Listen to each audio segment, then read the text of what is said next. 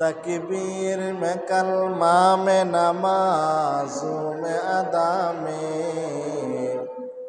आई नाम इलाही से मिला नाम मोहम्मद। आई नाम इलाही से मिला नाम मोहम्मद।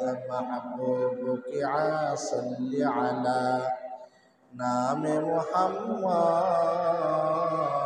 महबूब की सल्ली अला नाम मोहम्मद। आँखों के जिया दिल के जिला नाम मोहम्मद। आँखों के दिया दिल के दिला नाम मोहम्मद।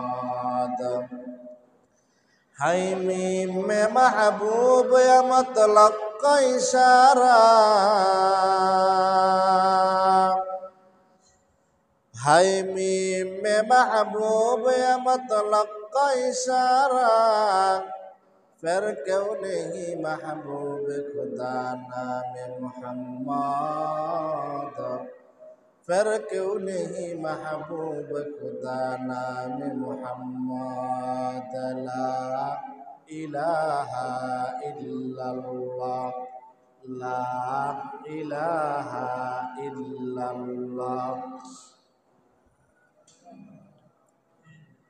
ला इलाहा इल्लल्लाह ला इलाहा इल्लल्लाह ला इलाहा इल्लल्लाह इलाहा इल्लल्लाह।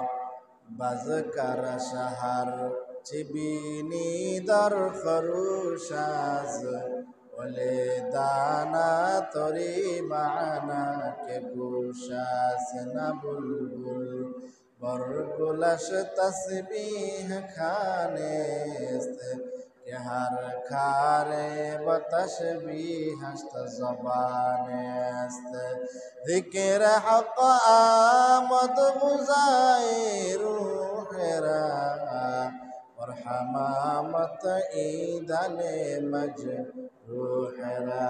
ला इलाहा इल्लल्लाह जुरे ला इलाहा इल्लल्लाह ला इलाहा इल्लल्लाह ला इलाहा इल्लल्लाह ला इलाहा इल्लल्लाह मुहम्मदुर रसूलुल्लाह सल्लल्लाहु अलैहि वसल्लम। मुअज़्ज़ज़ मुकर्रम काबिल एहतराम सम्मानित मुसल्लियान किराम मुरिब्बियान इज़ाम, মহান আল্লাহ রাব্বুল আলামিনের দরবারে অসংখ্য অগণিত শুকরিয়া আদায় করি যে মহান আল্লাহ রাব্বুল আলামিন ফিতনা ফাসাদের জামানায় দুনিয়ার সমস্ত ঝামেলা থেকে ফারেক করে মহান আল্লাহ তাআলার মহান হুকুম জুমার সালাত আদায় করার জন্য আমাদেরকে মসজিদের মধ্যে নিয়ে আসছেন। ইতিমধ্যে সামনের কাতারে বসে কিছু দিনই কথাবার্তা বলার এবং শোনার তৌফিক দিয়েছেন। এই জন্য মহান রব্বে কারিমের দরবার অন্তর থেকে শুকরিয়া আদায় করে আলহামদুলিল্লাহ। আল্লাহ রাব্বুল আলামিনের মহাগ্রন্থ আল কোরআন থেকে অনেক মূল্যবান একখানা আয়াত তেলাওয়াত করেছি। প্রত্যেকটি আয়াতেই তো অনেক দামি, অনেক মূল্যবান। আল্লাহ রাব্বুল আলামিন এই আয়াতের মধ্যে দুনিয়ার মানুষ কিভাবে আল্লাহ তাআলাকে মহব্বত করবে, দুনিয়ার মানুষ কিভাবে আল্লাহ তাআলাকে ভালোবাসবে, দুনিয়ার মানুষ কিভাবে আল্লাহ রাব্বুল আলামিনের নৈকট্য লাভ করবে, দুনিয়ার মানুষ কিভাবে আল্লাহ তাআলার সন্তুষ্ট চিত্তে জান্নাত কামাই করবে, দুনিয়ার মানুষ কিভাবে আল্লাহ রাব্বুল আলামিনের সন্তুষ্টি অর্জনের মাধ্যমে জাহান্নাম থেকে মুক্তি নিয়ে জান্নাতের মেহমান হবে, আল্লাহ রাব্বুল আলামিনের সাথে সাক্ষাৎ করবে, আল্লাহ রাব্বুল আলামিনের সাথে মুলাকাত করবে। আল্লাহ রাব্বুল আলামিন এই আয়াতের মধ্যে এমন দামি বিষয় রেখেছেন আল্লাহ তাআলা পবিত্র কোরআনে কারিমের মধ্যে বিশ্বনবী সাইয়্যিদুল মুরসালিন খাতামান নাবিয়্যিন আশরাফ আম্বিয়া রাসূল কিবরিয়া সাইয়্যিদুল ইমাম সাইয়্যিদুল বাশার জনাবে মুহাম্মদুর রাসূলুল্লাহ সাল্লাল্লাহু আলাইহি সাল্লাতু ওয়াসসালামকে আল্লাহ তাআলা উদ্দেশ্য করে বলেন, কুল ইন কুনতুম তুহিব্বুনাল্লাহ,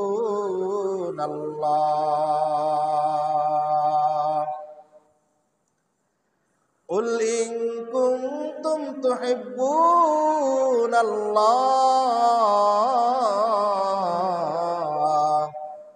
ফাত্তাবিউনি ইউহিব্বুকুমুল্লাহ ওয়া ইয়াগফির লাকুম যুনুবাকুম আল্লাহু গফুরুর রহিম।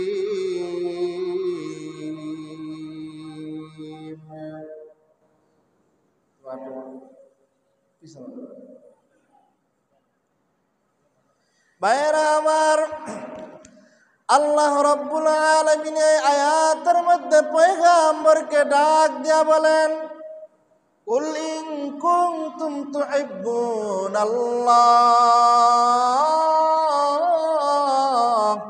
ফাত্তাবিউনি ইউহিব্বুকুমুল্লাহ ওয়া ইয়াগফির লাকুম যুনুবাকুম আল্লাহু গফুরুর রহিম। আল্লাহ রাব্বুল আলামিন এই আয়াতের মধ্যে পয়গম্বরকে ডাক দিয়া বলেন, হে আমার হাবিব, আপনি আপনার উম্মতদেরকে জানায় দেন, যারা আপনার উম্মতের মধ্যে আমি আল্লাহ তাআলাকে মহব্বত করতে চাই, আমি আল্লাহ তাআলাকে ভালোবাসতে চাই, আমি আল্লাহ রাব্বুল আলামিনের সন্তুষ্টি অর্জন করতে চাই, যারা আমি আল্লাহ রাব্বুল আলামিনের জাহান্নাম থেকে মুক্তি চায়, যারা আমি আল্লাহ রাব্বুল আলামিনের জান্নাতের মেহমান হওয়ার আশা করে, তাদেরকে আপনি জানিয়ে দেন।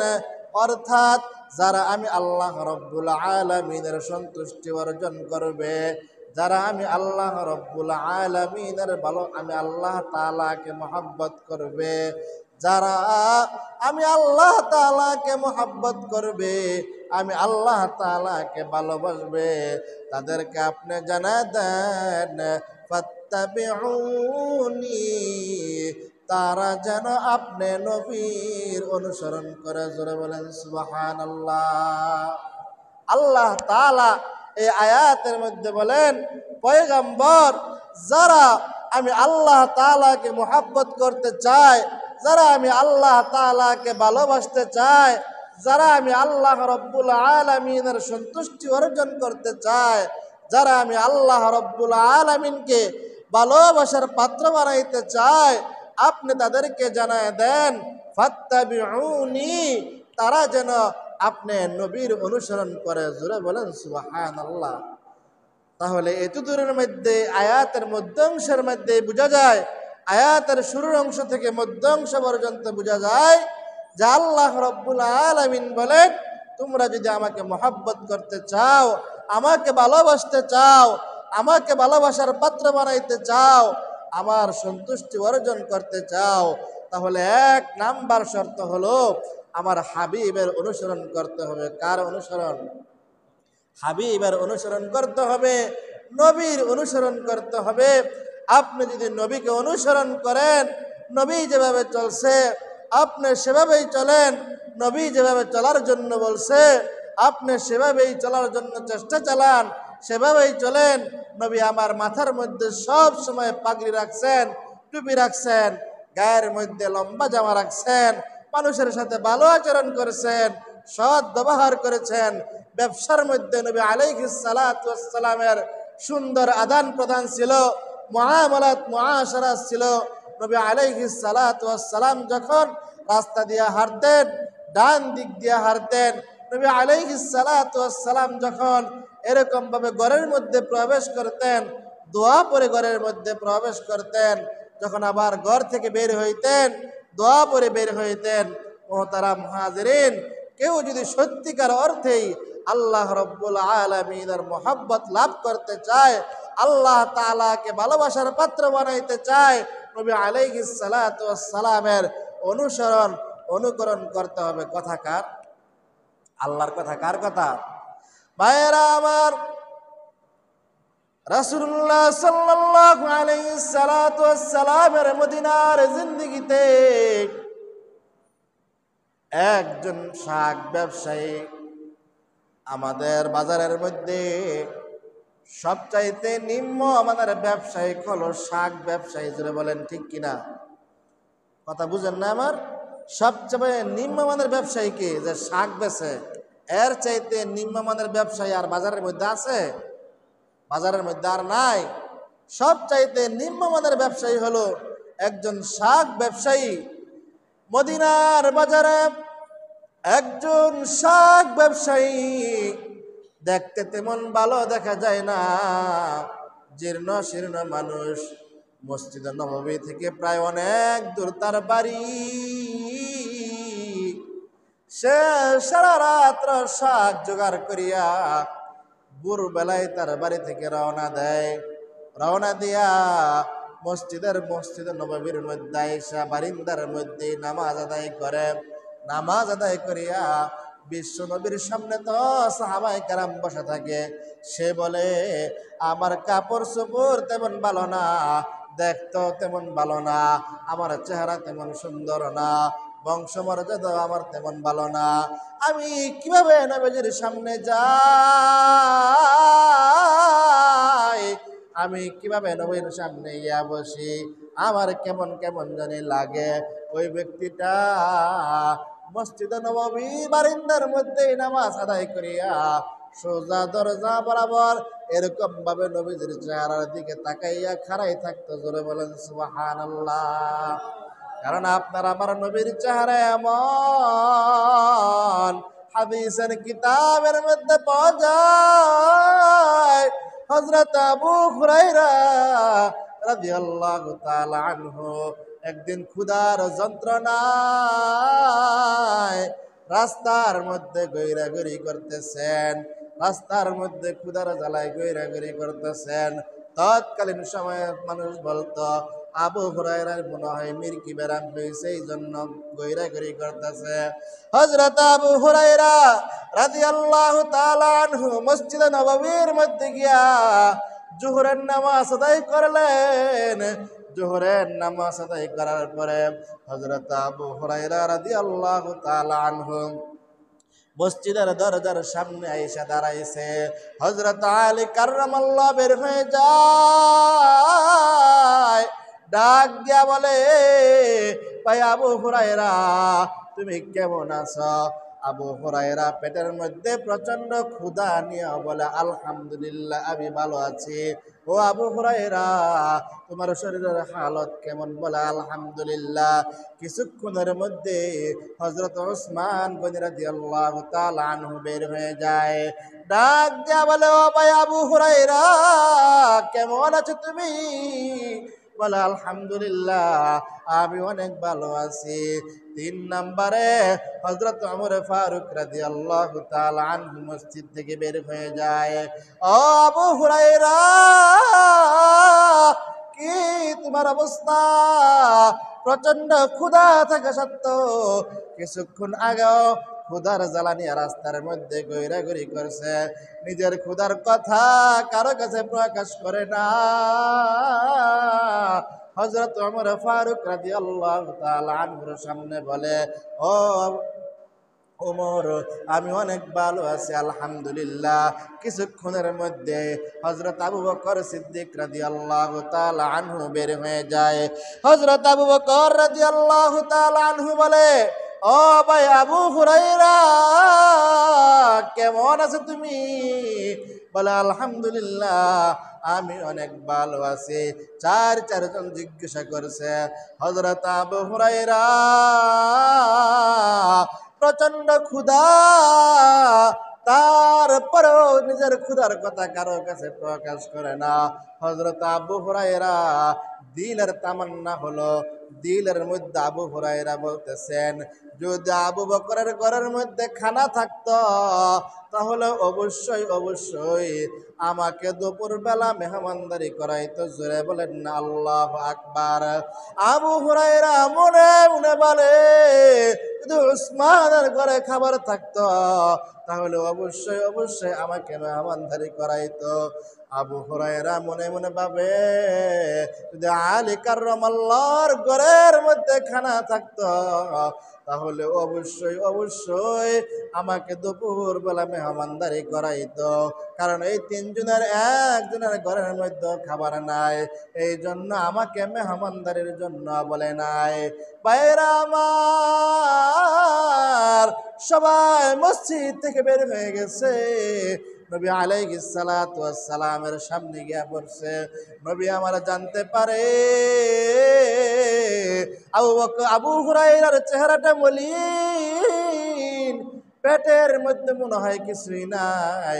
নবী আলাইহিস সালাতু ওয়াস সালাম বলে, ও আবু হুরায়রা, তোমার কি ক্ষুধা লাগছে? তুমি প্রচন্ড ক্ষুধা অবস্থায় আসনি। আবু হুরায়রা ডাক দিয়া বলে, ইয়া রাসূলুল্লাহ, ইয়া হাবিবাল্লাহ, এতক্ষণ পর্যন্ত আমার পেটের মধ্যে অনেক ক্ষুধা ছিল নবী গো। যখনই আমি আপনার চেহারা মুবারকের দিকে ভালো করে তাকাইলাম, আমার পেটের ক্ষুধা সব মইজা গেছে। জোরে বলেন সুবহানাল্লাহ। ভাইয়েরা আমার, মদিনার শহরের বাজারের শাক ব্যবসায়ী, সে প্রতিদিন ফজরের নামাজ পড়িয়া ওই মসজিদের বারিন্দার বাহির থেকে আল্লাহর পয়গম্বরের চেহারার দিকে তাকাই থাকে। একদিন, 2 দিন, 3 দিন, 1 সপ্তাহ, 2 সপ্তাহ আল্লাহর পয়গম্বর ওই সাহাবীর দিকে নজর করে। ওই সাহাবীকে ভিতরে ডাকলেন। ভিতরে ডাকার পরে বলে, কি ব্যাপার?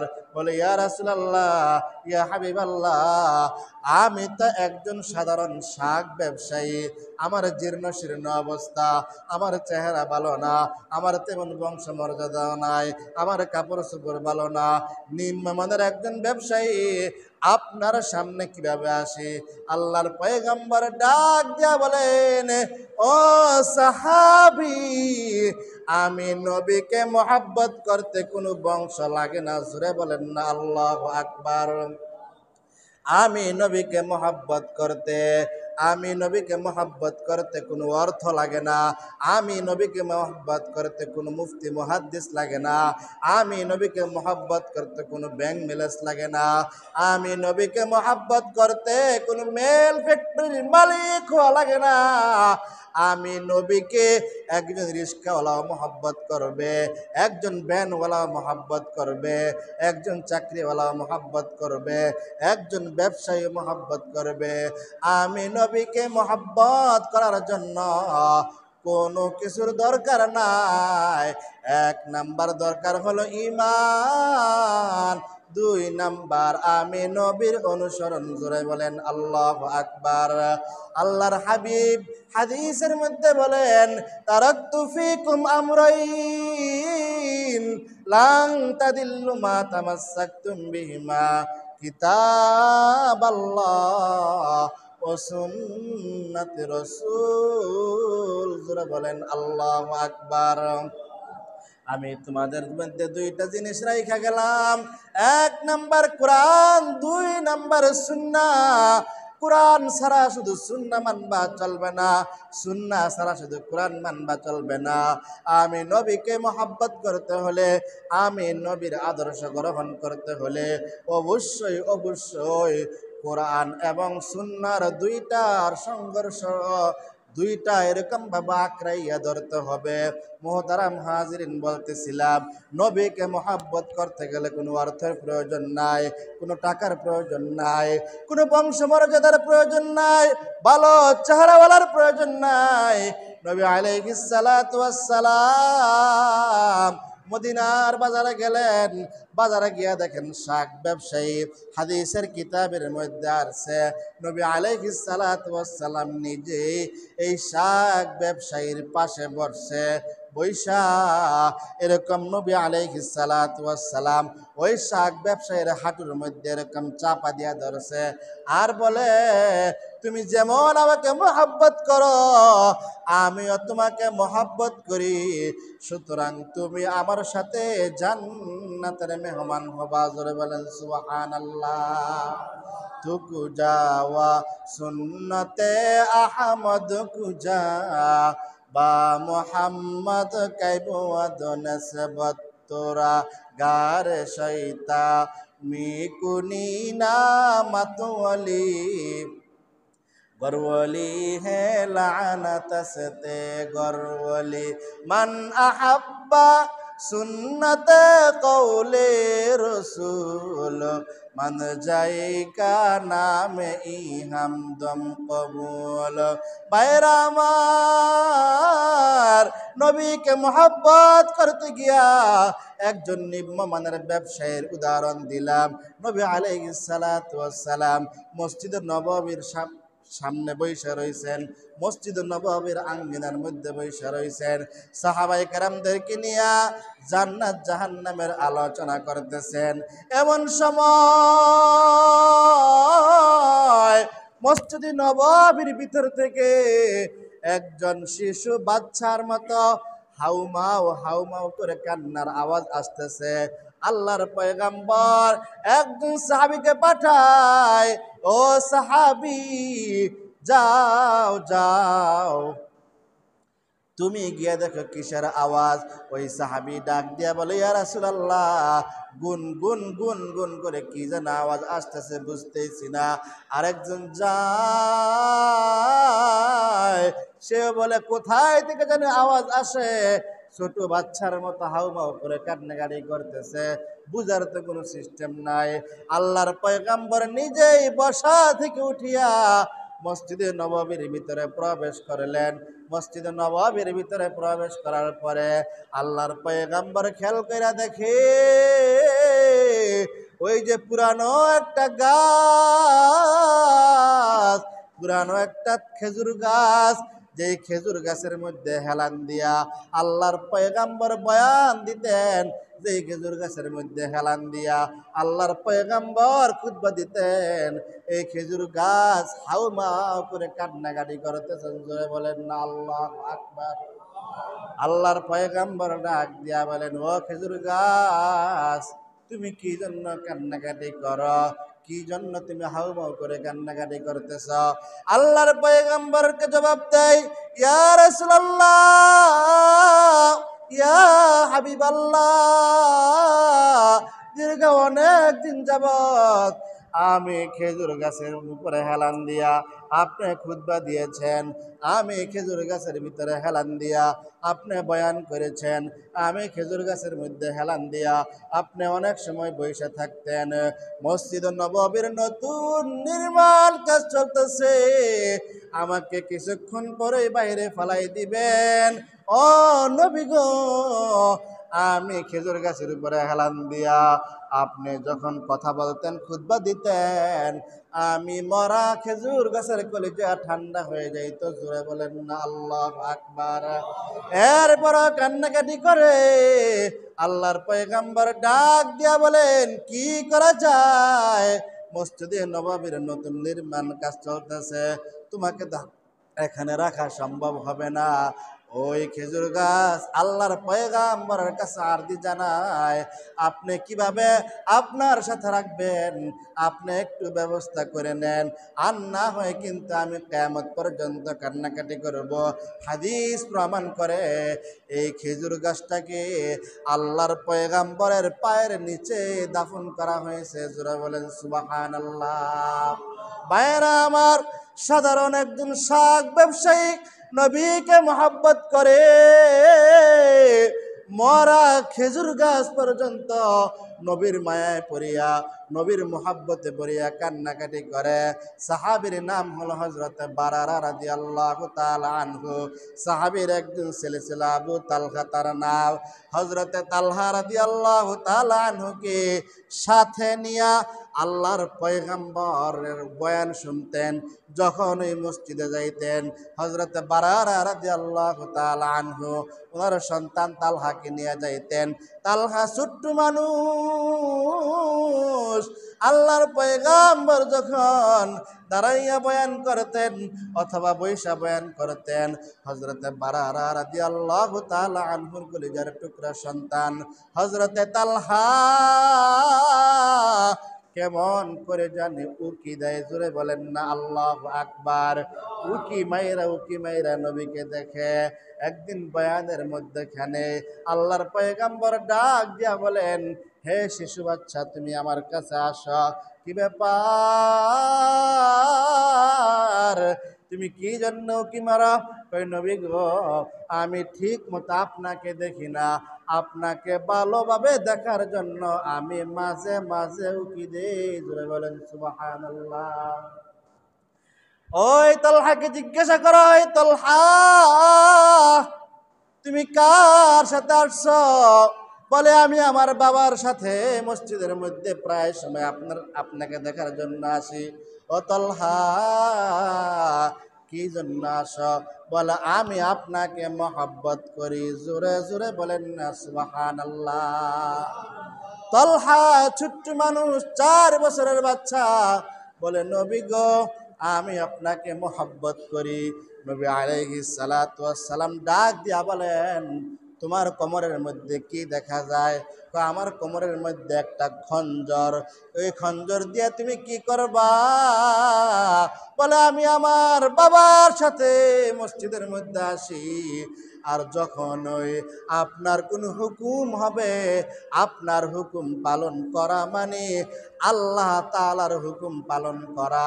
আপনি যখনই আমাকে কোনো কিছুর হুকুম করবেন, তখনই আমি সাথে সাথে ওই হুকুম পালন করব। জোরে বলেন সুবহানাল্লাহ। ভাইয়েরা আমার, লম্বা চূড়া আলোচনা।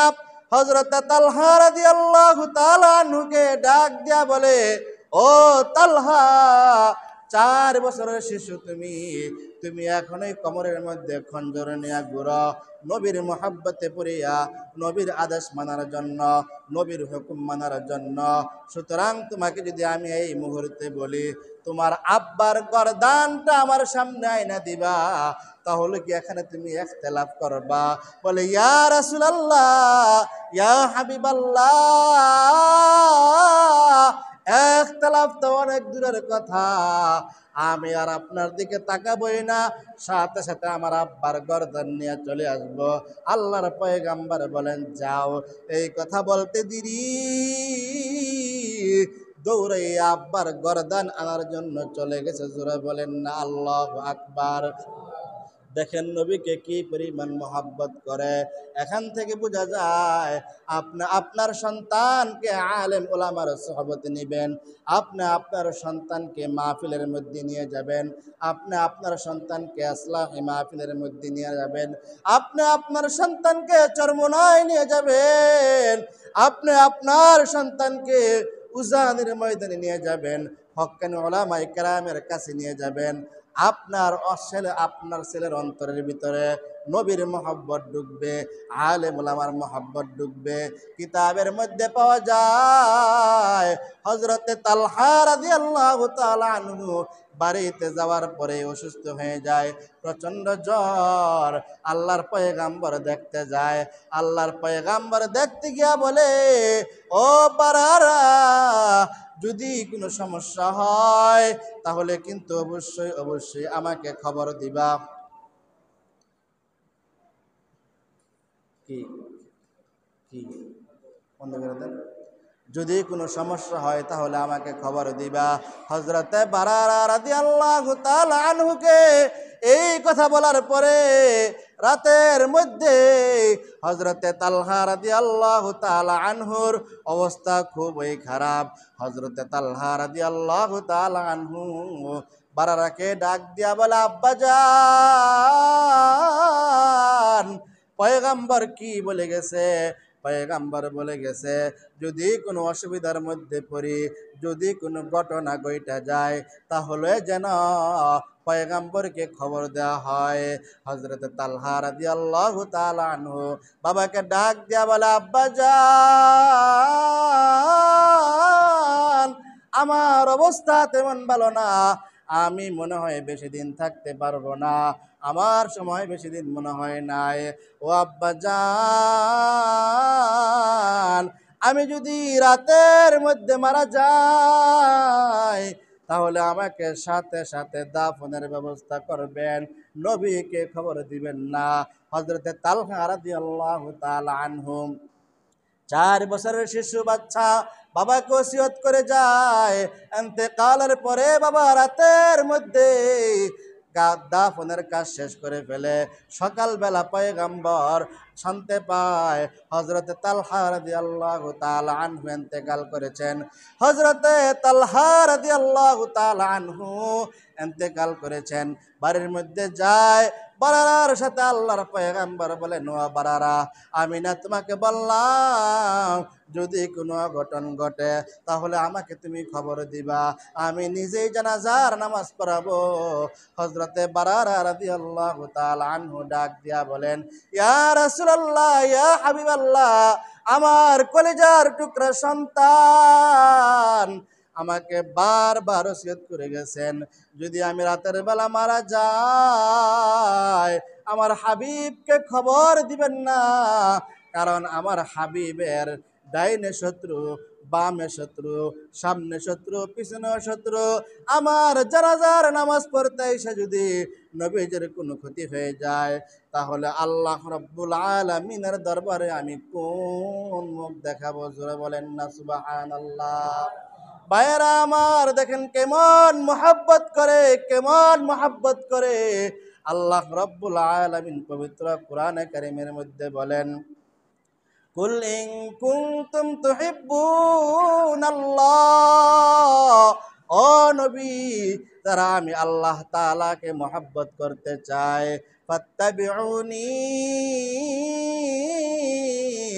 তারা যেন আপনার অনুসরণ করে।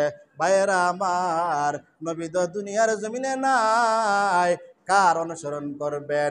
আল্লাহর পয়গম্বর দুনিয়ার মানুষদেরকে জানায় দেয়, আল উলামা ওয়ারাসাতুল আম্বিয়া, উলামায়ে কেরাম হলো নবীর ওয়ারিস। সুতরাং নবী আলাইহিস সালাতু ওয়াস সালাম যেহেতু দুনিয়ার জমিনে নাই, হক্কানি উলামায়ে কেরামান অনুকরণ করতে হবে। কথা কার? জোরে বলেন। হক্কানি উলামায়ে কেরামান অনুসরণ করতে হবে, আলেমদের পিছনে না লাইগা, আলেমদের দোষ না দইরা, আলেমদের দোষ তালাশ না করিয়া।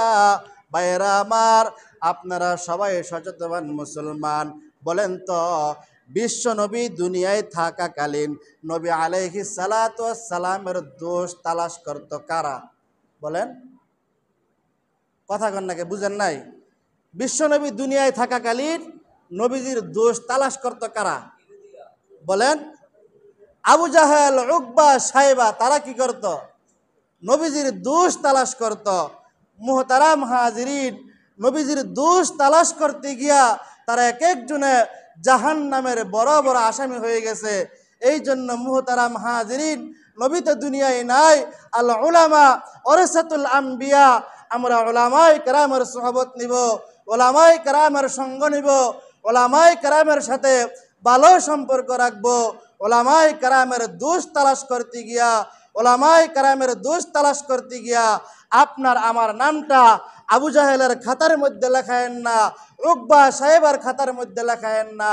মুহতারাম হাজিরিন, রাসূল আকরাম সাল্লাল্লাহু আলাইহি সাল্লাতু ওয়াস সালাম বলেন, মান সাফাহানি ফাকাদ সাফাহাহুল্লাহ, যারা হক্কানি উলামায়ে কেরামের সাথে মুসাফা করবে তারা যেন আমি নবীর সাথে মুসাফা করলো, যারা হক্কানি উলামায়ে কেরামের সাথে ভালো আচরণ করলো তারা যেন আমি নবীর সাথে ভালো আচরণ করলো।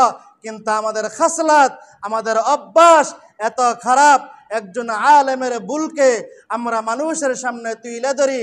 আরে মিয়া সাহেব, আপনি আমি যে একজন আলেমের ভুল ধরতেছি, একজন আলেম মসজিদের ইমাম সাহেব, মাদ্রাসার শিক্ষক, মাদ্রাসার মুহতামিম, 5 ওয়াক্ত নামাজ তো পড়েই না, বরঞ্চ 5 ওয়াক্ত নামাজ পড়ে। আপনি আমি তো 1 ওয়াক্ত পড়লে 7 ওয়াক্ত পড়ি না। সূরা ফাতিহার মধ্যে 195টা ভুল, 2 রাকাত নামাজের মধ্যে 60টা মাসআলা, একটা মাসআলাও জানি না। 4 রাকাত নামাজের মধ্যে 51টা সুন্নত, একটা সুন্নতের খবর নাই। মুহতারাম হাজিরিন, আলেমের দোষ তালাশ কইরা কিভাবে আপনি আমি আবু জাহেলের খাতার মধ্যে নাম লেখায়? আপনি আলেমের দোষ তালাশ করতে যায়েন না। ইমাম সাহেব, খতিব সাহেব, মুহাদ্দিস সাহেব, সে যত বড়ই হোক না কেন, তার কবরে তে যাবে, আপনার কবরে আপনি যাবেন। মুহতারাম হাজিরিন, রাসূল আকরাম সাল্লাল্লাহু আলাইহি সাল্লাতু ওয়াসসালাম বলেন, একজন ব্যক্তি আল্লাহ তাআলা যদি তাকে দুনিয়ার মধ্যে লাঞ্ছনা, বঞ্চনা, অপদস্থ করতে চায়, সে যত বড় মুফতি, মুহাদ্দিস, ডাক্তার, ইঞ্জিনিয়ার, প্রফেসর হোক, তাকে আল্লাহ তাআলা সর্বপ্রথম একজন আলেমের পিছনে লাগাই দিবেন। আলেমদের পিছনে লাগা, আলেমদের দোষ ত্রুটি খুঁজা খুঁজা বার করা, এগুলো আবু জাহেলের কাজ। জোরে বলেন ঠিক কিনা? মুহতারাম হাজিরিন, এগুলা খুব খারাপ। মুহতারাম হাজিরিন, আপনারা ভালো কইরা বুঝেন, একজন আলেমের পিছনে লাইগা কি লাভ? আপনি নিজের দিকে তাকান।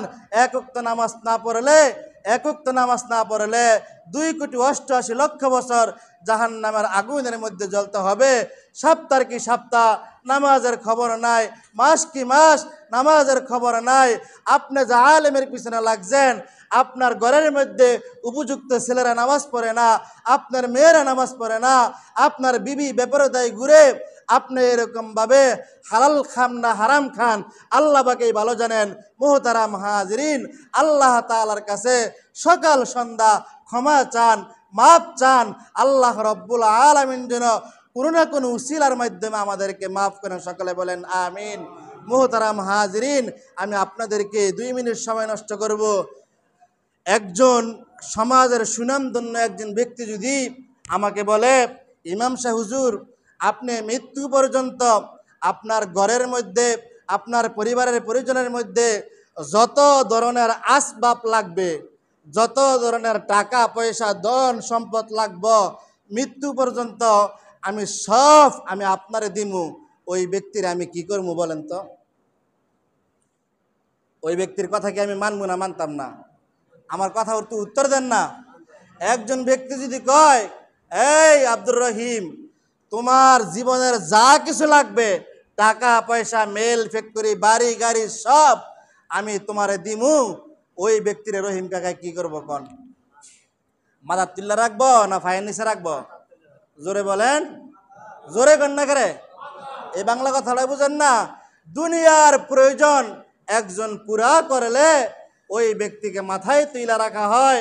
মসজিদের ইমাম সাহেব 5 ওয়াক্ত আপনার আখিরাতের জিম্মাদারি নিয়ে নামাজ পড়ায়, ওই ব্যক্তিকে কি মাথার উপর রাখার দরকার না পায়ের নিচে রাখার দরকার?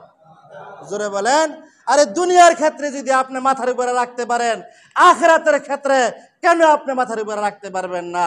মুহতারাম হাজিরিন, বয়ানের শুরুতে একটা হাদিস বলেছিলাম, মান আহাব্বা লিল্লাহ ওয়া আবগাদা লিল্লাহ ওয়া আতা লিল্লাহ ওয়া মানআ লিল্লাহ ফাকাদ ইসতাকমালাল ঈমান।